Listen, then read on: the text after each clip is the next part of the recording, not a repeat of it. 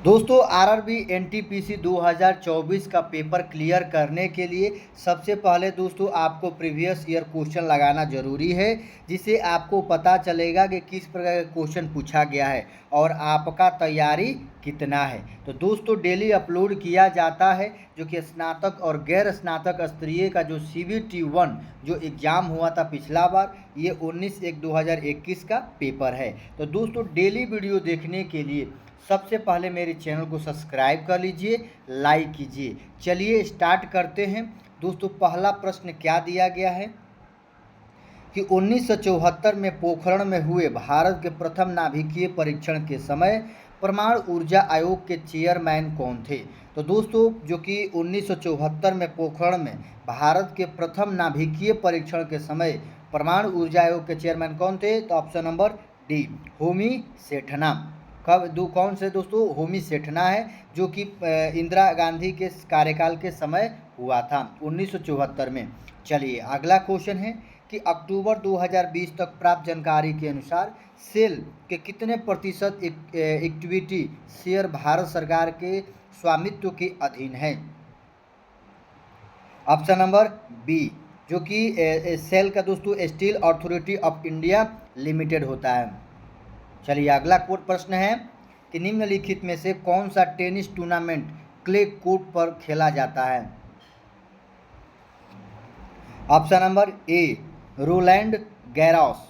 चलिए अगला क्वेश्चन दोस्तों क्वेश्चन नंबर 4 है, जो कि दोस्तों ये क्वेश्चन पूछा गया है, एनटीपीसी का ये पेपर है, आप लोग देख लीजिए कि 5 और 7 के बीच आने वाली परिमेय संख्याओं की संख्या कितनी है।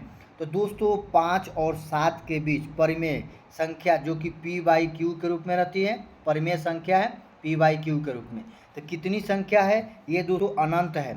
ऑप्शन नंबर इसका सी करेक्ट आंसर। चलिए अगला क्वेश्चन है, क्वेश्चन नंबर 5 है कि एपिग्राफी का क्या अभिप्राय है। ऑप्शन नंबर बी शिलालेखों का अध्ययन। तो दोस्तों नीचे देख लेते हैं कि देखिए कंकालों का अध्ययन ऑस्टियोलॉजी कहलाता है, शिलालेखों का अध्ययन एपिग्राफी कहलाता है, मानचित्रों का अध्ययन कार्डोग्राफी कहलाता है, सिक्कों का अध्ययन न्यूमिस्मेटिक कहलाता है। चलिए अगला क्वेश्चन है, क्वेश्चन नंबर 6 है कि भारत का कौन सा भारतीय हवाई अड्डा दुनिया का प्रथम हवाई अड्डा है जो पूर्ण तौर पर सौर ऊर्जा से संचालित है। तो दोस्तों इसका correct answer option number C है, कोचीन, जो कि अंतर्राष्ट्रीय हवाई अड्डा केरल में है। चलिए अगला क्वेश्चन है, क्वेश्चन नंबर 7 है कि प्राचीन भारतीय इतिहास के सबसे महत्वपूर्ण शासकों में से एक चंद्रगुप्त द्वितीय के पुत्री का नाम बताएं। ऑप्शन नंबर डी प्रभावती गुप्त। चलिए अगला क्वेश्चन दोस्तों क्वेश्चन नंबर 8 है कि इनमें से किसे वर्ष 2020 में कला क्षेत्र के लिए पद्म विभूषण से सम्मानित किया गया। ऑप्शन नंबर बी श्री छन्नू लाल मिश्रा। चलिए अगला क्वेश्चन है, क्वेश्चन नंबर 9 है कि 800 मीटर लंबी एक ट्रेन 120 किलोमीटर प्रति घंटा की चाल से चल रही है, इसे 1200 मीटर लंबे पुल को पार करने में कितना समय लगेगा।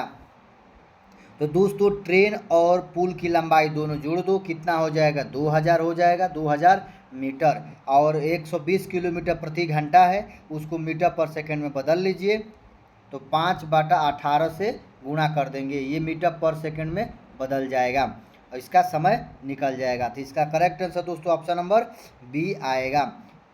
चलिए अगला क्वेश्चन है, क्वेश्चन नंबर 10 है, दिया गया है कि हड़प्पा सभ्यता का कौन सा शहर विशिष्ट रूप से मनके बनाना, सीप काटना, धातु की वस्तुएं बनाना, मुहर बनाना और तराजू का निर्माण करना आदि कार्यों सहित शिल्प उत्पादन के लिए समर्पित था। Option number D Chanhudaro. चलिए अगला क्वेश्चन है, क्वेश्चन नंबर 11 है कि 2017-19 अवधि के लिए 7वें MS स्वामीनाथन अवार्ड के विजेता का नाम बताइए। Option number B V Praveen Rao. चलिए अगला क्वेश्चन दोस्तों क्वेश्चन नंबर 12 है, राहुल और नेहा की मुलाकात 24 जनवरी 2011 को सिटी हॉल में हुई, इसके बाद अचानक 23 जनवरी को 2019 को उसी स्थान पर पुनः मुलाकात हुई, तो दूसरी बार इनकी मुलाकात कितने दिनों बाद हुई। तो दोस्तों 12 का करेक्ट आंसर आप लोग कमेंट बॉक्स में बताइएगा। नहीं आएगा तो अगला वीडियो में ज़रूर बताएंगे। चलिए अगला क्वेश्चन है 13। निम्नलिखित में से दिए गए विकल्पों में उस संख्या का चयन करें जो निम्नलिखित श्रेणी में प्रश्नवाचक चिन्ह के स्थान पर आएगा। तो दोस्तों आपको बताना है 7, 17, 37, 77 दिया गया है, क्वेश्चन मार्क के स्थान पर क्या आएगा। तो देख लीजिए, जो कि सब में +10, उसके बाद 20, 40, 80 ऐसे ऐड हो रहा है। तो इसका करेक्ट आंसर दोस्तों ऑप्शन नंबर डी आएगा, 157। चलिए अगला क्वेश्चन है, किस वर्ष में भारत सरकार ने पहली भारतीय चंद्र मिशन चंद्रयान-1 के लिए इसरो से प्रस्ताव की मंजूरी दी। तो दोस्तों ऑप्शन नंबर ए 2003 में, जो कि चंद्रयान-1 के लिए इसरो से प्रस्ताव की मंजूरी मिली थी। चलिए अगला क्वेश्चन है दोस्तों, क्वेश्चन नंबर 15 है कि यदि 33 मीटर का कपड़ा बेचने पर रानी को 11 मीटर कपड़े के विक्रय मूल्य के बराबर लाभ प्राप्त होता है तो उसका लाभ प्रतिशत ज्ञात कीजिए। तो दोस्तों जो कि 33 मीटर जो कपड़ा है बेचने पर 11 मीटर कपड़े के विक्रय मूल्य के बराबर लाभ प्राप्त होता है, इसका लाभ प्रतिशत क्या है। दोस्तों इस प्रकार के क्वेश्चन हर एग्जाम में पूछा जाता है। आप लोग 15 का आंसर बनाकर दोस्तों आंसर कमेंट बॉक्स में ज़रूर बताना। चलिए अगला क्वेश्चन है, क्वेश्चन नंबर 16 है, यदि दो बेलनों की त्रिज्या 2:3 के अनुपात में है और ऊंचाई 5:3 के अनुपात में है तो उनके आयतनों का अनुपात क्या होगा। तो इसका करेक्ट आंसर दोस्तों ऑप्शन नंबर बी आएगा। तो जो कि बेलन का आयतन बराबर क्या होता है, πr² h होता है। दोस्तों क्या होता है, बेलन का आयतन बराबर πr² h, दोनों का पूछ रहा है तो आप लोग निकाल लीजिए। Correct answer option number B आएगा। चलिए अगला क्वेश्चन है, क्वेश्चन नंबर 17 है कि भारतीय संविधान के संदर्भ में निम्नलिखित में से कौन सा विकल्प सुमेलित है। ऑप्शन नंबर ए मूल अधिकार। चलिए अगला क्वेश्चन है, क्वेश्चन नंबर 18 है कि भारत सरकार द्वारा अप्रैल 2005 में शुरू की गई उस योजना का नाम बताएं जिसका उद्देश्य विशेष रूप से आबादी के निर्धन और वंचित वर्ग के लिए सुलभ, सस्ती, जवाबदेह, प्रभावी और विश्वसनीय प्राथमिक स्वास्थ्य देखभाल सेवाएं प्रदान करना है। देख लेते हैं ऑप्शन। करेक्ट आंसर दोस्तों ऑप्शन नंबर बी आएगा, NRHM। चलिए अगला क्वेश्चन है, क्वेश्चन नंबर 19 है कि क्रिकेट में 11 खिलाड़ी होते हैं तो कबड्डी में कितने खिलाड़ी होते हैं। तो दोस्तों कबड्डी में 7 खिलाड़ी होते हैं। बास्केटबॉल में कितना खिलाड़ी होते हैं, 5। चलिए अगला क्वेश्चन है, उस सोडियम यौगिक का नाम बताइए जिसका प्रयोग पानी की कठोरता को अस्थायी रूप से हटाने के लिए किया जाता है। Option number D sodium bicarbonate, Na2CO3 × 10H2O होता है। चलिए अगला क्वेश्चन है, क्वेश्चन नंबर 21 है, एक शहर का नक्शा 1:50,000 के पैमाने पर तैयार किया गया। इस नक्शे पर दो शहर ए और बी के बीच की दूरी 12 सेंटीमीटर है। दोनों शहरों के बीच की दूरी वास्तविक दूरी कितनी होगी। तो दोस्तों इसका करेक्ट आंसर दोस्तों की जबकि ऑप्शन नंबर बी है, 6 किलोमीटर। आप लोग देख लीजिए किस प्रकार बनाया गया है। अगला क्वेश्चन है, क्वेश्चन नंबर 22 है कि रानी 1 रुपये में 6 की दर से खिलौने खरीदती है और उन्हें 1 रुपये में 3 की दर से बेचती है, इसका लाभ प्रतिशत क्या होगा। इसका करेक्ट आंसर दोस्तों ऑप्शन नंबर सी आएगा। क्या आएगा, सी आएगा, ऑप्शन नंबर सी, जो कि 1 रुपया में 6 की दर से खिलौने खरीदती है और वही 1 रुपया में 3 की दर से बेचती है। इसको बराबर कर दो ये क्वांटिटी, तो ये जो है ये 2 हो जाएगा, तो 1:2। लाभ कितना का, 1 पर, यानी 100, यानी कितना हो जाएगा दोस्तों, 100%। Option number C. चलिए अगला क्वेश्चन है, क्वेश्चन नंबर 23, विश्व बौद्धिक संपदा संगठन का मुख्यालय कहाँ स्थित है, WIPO का। Option number D Geneva. चलिए अगला क्वेश्चन दोस्तों, क्वेश्चन नंबर 24 है, उड़ीसा के कोरापुट जिले के पंचपटमाली में किस खनिज के विशाल भंडार मौजूद है। तो दोस्तों 24 का भी कमेंट बॉक्स में आंसर बताना। चलिए अगला क्वेश्चन है 25, दिया गया है दोस्तों, इसका माध्यिका ज्ञात करना है। तो माध्यिका ज्ञात करना है तो दोस्तों आपको संख्याओं को आरोही क्रम में सजाइए, उसके बाद पदों की संख्या कितनी है, 9, जो कि आधा कर दीजिए, जो कि इसको आरोही क्रम यानी बढ़ते क्रम में सजाकर उसके बाद n+1/2 से डिवाइड कर दीजिए, आंसर निकल जाएगा। कौन सा माध्यिका ज्ञात कीजिए, ऑप्शन नंबर सी। अगला क्वेश्चन है क्वेश्चन नंबर 26 है। दिया गया किसी कोड भाषा को इतने इसमें इस प्रकार लिखा गया है, तो ग्लोबल को किस प्रकार लिखा जाएगा?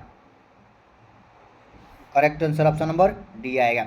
अगला क्वेश्चन है क्वेश्चन नंबर 27 है कि खेल के भीतर से निकलने वाले अर्क जिसका तकनीकी नाम सोप है, तो इनमें से किस नाम से जाना जाता है? Option number C, mother of pearl. चलिए अगला क्वेश्चन है क्वेश्चन नंबर 28 है। दोस्तों दिया गया है रूट में 8 प्लस रूट में 18 का मान ज्ञात कीजिए। तो इसका करेक्ट आंसर दोस्तों ऑप्शन नंबर बी आ जाएगा। कितना? Option number B. चलिए अगला क्वेश्चन है क्वेश्चन नंबर 29 है। निम्नलिखित में से कौन सा द्विघात समीकरण नहीं है? ऑप्शन नंबर डी है जो दोस्तों एक द्विघात समीकरण नहीं है। अगला क्वेश्चन है क्वेश्चन नंबर 13 है। दिया गया है दोस्तों रीजनिंग से कि इसको इस प्रकार लिखा गया है, तो STVZBQ को किस प्रकार लिखा जाएगा?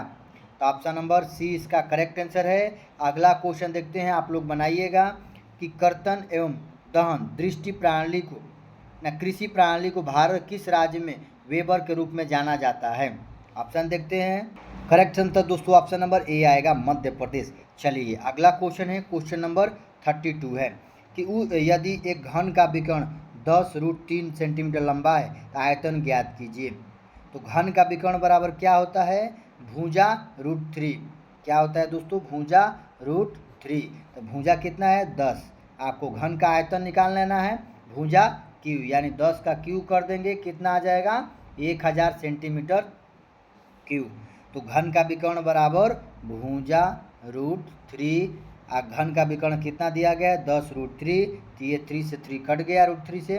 भुजा बराबर कितना आ गया? 10। घन का आयतन बराबर कितना होता है? भुजा क्यू। 10 का क्यू कर देंगे, निकल जाएगा। ऑप्शन नंबर ए इसका करेक्ट आंसर है।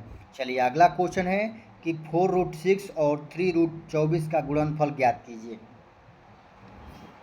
इसका करेक्ट आंसर दोस्तों ऑप्शन नंबर बी आएगा, एक परिमेय संख्या है। चलिए अगला क्वेश्चन में इनमें से कौन सी कंपनी गूगल की स्वामित्व वाली कंपनी है? Option number D, alphabet Inc. अगला क्वेश्चन है क्वेश्चन नंबर 35 है। उन गुफाओं का नाम बताइए जो पश्चिम भारत में घारापुरी नामक द्वीप पर स्थित है, जिन्हें 1987 में यूनेस्को द्वारा विश्व धरोहर का दर्जा प्रदान किया गया। ऑप्शन नंबर ए, एलिफेंटा के गुफाएं। चलिए अगला क्वेश्चन है क्वेश्चन नंबर 36 है कि √2 + √3 ब्रैकेट में √2 - √3 ब्रैकेट का मान किसके बराबर है? तो दोस्तों a² - b² पर आप लोग हल कीजिएगा। इसका करेक्ट आंसर कितना आ जाएगा? 4 और 3 यानी 1 आ जाएगा, सॉरी -1। कितना आएगा दोस्तों? -1 आ जाएगा, ऑप्शन नंबर ए। चलिए अगला क्वेश्चन है क्वेश्चन नंबर 37 है। उदयन ने मगध की राजधानी को किस शहर से हटाकर पाटलिपुत्र में स्थानांतरित किया था? Option number D, Jahangir, Rajgir. चलिए अगला क्वेश्चन है दोस्तों क्वेश्चन 38 है। इनमें से किस भारतीय को 2018 में यूएन के सर्वोच्च पर्यावरण सम्मान चैंपियंस ऑफ द अर्थ में सम्मानित किया गया? Option number B, Narendra Modi ji. चलिए अगला क्वेश्चन है, उस भारतीय शास्त्रीय नृत्य शैली का नाम बताइए जिसके संबंध में मान्यता है कि भगवान ब्रह्मा ने भारत नामक एक प्रसिद्ध मुनि को इसका ज्ञान कराया था, जिन्होंने बाद में इस पवित्र नृत्य को नाट्यशास्त्र नामक संस्कृत ग्रंथ से वर्णित है। Option number D, Bharatanatyam. Bharatanatyam जो है तमिलनाडु का शास्त्रीय नृत्य है। चलिए अगला क्वेश्चन है क्वेश्चन नंबर 40 है। उस नेता का नाम बताइए जिसके विरोध के कारण 1928 में कांग्रेस और मुस्लिम लीग के बीच समझौता की सभी उम्मीदें समाप्त हो गई। Option number A, M.R. Jayakar. चलिए अगला क्वेश्चन है, भारत में रेगुर मिट्टी का दूसरा नाम क्या है? तो दोस्तों भारत में रेगुर मिट्टी का दूसरा नाम, ऑप्शन नंबर डी, काली मिट्टी। भारत में रेगुर मिट्टी को किस नाम से? तो दूसरा नाम है काली मिट्टी। चलिए अगला क्वेश्चन दोस्तों क्वेश्चन नंबर 42 है कि इनमें से किसे वर्ष 2020 में साहित्य और शिक्षा के लिए पद्म भूषण से सम्मानित किया गया? Option number D, Shri Manoj Das को। चलिए अगला क्वेश्चन है कि भारतीय चुनाव आयोग की स्थापना कब की गई थी? तो दोस्तों ऑप्शन नंबर डी, 25 जनवरी 1950 को। भारतीय चुनाव आयोग की स्थापना 25 जनवरी 1950 को। अगला क्वेश्चन है कि 100 प्रेक्षणों का अध्ययन 100 प्रेक्षणों का माध्य 50 है। यदि प्रेक्षण 50 को 150 में बदल दिया जाए तो नया माध्य क्या होगा? ऑप्शन नंबर, करेक्ट आंसर दोस्तों बी आएगा 51। आप लोग देख लीजिए। चलिए अगला क्वेश्चन है, दिया गया है कि रूट में 1.69 प्लस रूट में 0.49 इंटू 400 तो का मान ज्ञात कीजिए। तो आप लोग ज्ञात कीजिएगा दोस्तों, हल कीजिएगा। इसका correct answer option number C आएगा 40। चलिए अगला क्वेश्चन है, क्वेश्चन नंबर 46 है कि जैकविड ने किस उप परमाणु कण की खोज की थी? जेम्स चैडविक ने किसकी खोज की थी? ऑप्शन नंबर डी, न्यूट्रॉन की। न्यूट्रॉन की खोज दोस्तों जेम्स चैडविक ने 1932 में किया था। चलिए अगला क्वेश्चन है कि पहली 10 विषम प्राकृत संख्याओं का माध्य ज्ञात कीजिए। पहली 10 विषम यानी 1 हो गया, 3, 5, 7, 9, 11, 13, 15, 17, 19। दोस्तों माध्य ज्ञात करना है, सबको जोड़कर जितनी संख्या उसे भाग दे दीजिए। इसका correct answer option number B आएगा। चलिए अगला क्वेश्चन है, क्वेश्चन नंबर 48 है, किसमें शांत दशमलव निरूपण है? शांत दशमलव किसमें निरूपण है दोस्तों? जिसका दशमलव, तो इसका ऑप्शन नंबर ए, ऑप्शन नंबर ए है दोस्तों कि 1 सही 1/5 है तो 5 1 6, 6/5 हो गया। इसको आप हल कीजिएगा तो 1 पॉइंट कितना आ जाएगा, यानी 2। ये शांत दशमलव निरूपण करता है। चलिए अगला क्वेश्चन है, क्वेश्चन नंबर 49 है कि ए बी को 10% लाभ पर एक रेडियो बेचता है और बी उसे 5% लाभ पर सी को बेचता है। सी इसके लिए 462 रुपये का भुगतान करता है, तो ए इसके लिए कितना भुगतान किया? तो करेक्ट आंसर दोस्तों ऑप्शन नंबर ए आएगा। अगर मान लीजिए कि ए एक्स में बेचा, कितने में? एक्स में 20% के 10% के लाभ पर, यानी 110/100 हो गया। उसके बाद बी उसे 5% के लाभ पर, यानी 105/100 हो गया। जबकि सी को दोस्तों 462 रुपया मिला। तो एक्स का मान निकाल लीजिए। करेक्ट आंसर दोस्तों ऑप्शन नंबर ए आएगा। चलिए अगला क्वेश्चन जो कि आज का लास्ट क्वेश्चन है, नीचे दिए गए 4 शब्दों में से 3 शब्द किसी तरह से समान है, एक असंगत है, जैसे कि घाटी, वायु, खेत, पर्यावरण। तो ऑप्शन नंबर इसका बी करेक्ट आंसर है, वायु। तो दोस्तों 50 क्वेश्चन कंप्लीट होता है। 50 में से आपका कितना सही हो रहा है कमेंट बॉक्स में ज़रूर बताएं। डेली वीडियो देखने के लिए सबसे पहले मेरे चैनल को सब्सक्राइब कर लीजिए। जय हिंद, वंदे मातरम।